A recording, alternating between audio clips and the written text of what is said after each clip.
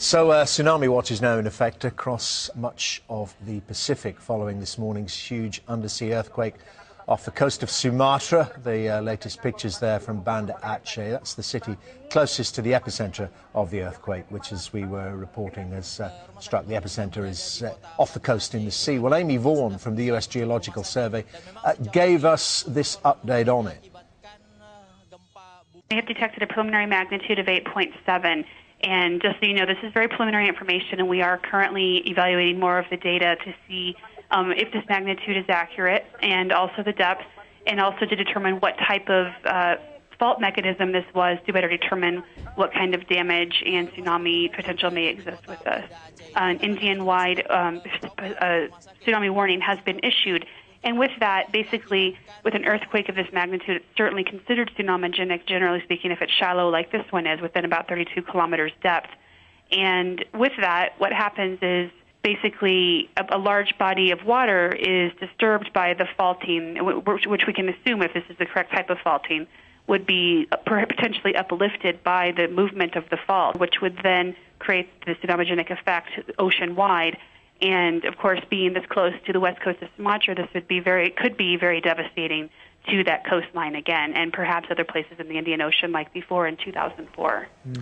Well, Amy Vaughan from the US Geological Survey, as you heard, they're evaluating the effect of this 8.7 magnitude earthquake hitting off Aceh province. Well, as we were telling you, authorities in India have told residents of the country's east coast to move away from the shore because of those tsunami warnings. Alex Rossi joins us live from the capital, Delhi. And what else have they been saying, and what have you heard there about the quake? Well, certainly, according to the local television channels here, they are reporting that tremors were felt as far afield as Delhi. It has to be said, we didn't feel anything where we are in the south part of the city, but that gives you an idea of just how large this earthquake was. To put it into context, Dermot, the 2004 Boxing Day tsunami was caused by an earthquake on the Richter scale measured by the United States Geological Society of 9. This one is 8.7, so it is very, very large indeed. Mercifully, though, as a consequence of the Boxing Day tsunami, there is a great deal more preparedness across the region around the Indian Ocean for this kind of thing happening. Now, we know in the last 15 minutes the alert that was put out for the Andaman and Nicobar Islands, not far really away from the epicenter of this earthquake, that's been upgraded to a warning. The alert's telling, of course, people that a tsunami may be on the way, and to be aware, a warning really is saying move to higher ground, get away from those coastal areas if you want to survive. Now, we also know that sirens have been sounding across the eastern coast of India, as well as Sri Lanka as well. The fallout, of course, if that wave hits landfall, will be quite significant. Remember, the Boxing Day tsunami, the wall of water, was 10 to 15 meters high, so they could be expecting something similar. Where, of course, this falls down in terms of this early warning system is that people generally now, because of the past experience, the tragic experience of the Boxing Day tsunami, if you are away, if you're in a remote village, you may very well not hear anything about this at all.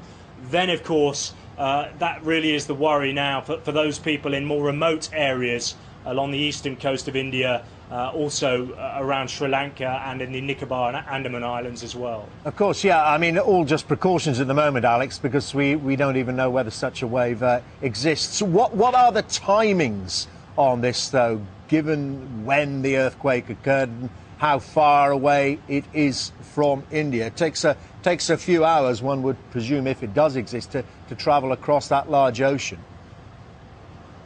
Exactly. I mean, that's really what they're working on at the moment. In terms of the Nicobar and Andaman Islands, we are talking about two and a half hours before it would be expected to reach the shoreline and the coastal areas there. So you're talking probably about several hours for Sri Lanka and India. In that time, of course, because, as I was saying before, because of the consequences of the 2004 Boxing Day tsunami, that alert system is now in place. That alert system remember, was set up at a conference of the United Nations in Kobe, Japan in 2005. It came online in June 2006, so it has been in place for some time. The other thing to remember as well, Dermot, is that many of these coastal areas as well, they do have drills, they have tests, they go through the procedures to make sure that when an event like this does happen, they are ready for it. So in terms of preparedness, comparatively to what we saw in the 2004 tsunami, people in this Indian Ocean region are much more ready for this kind of thing, should of course it meet the land.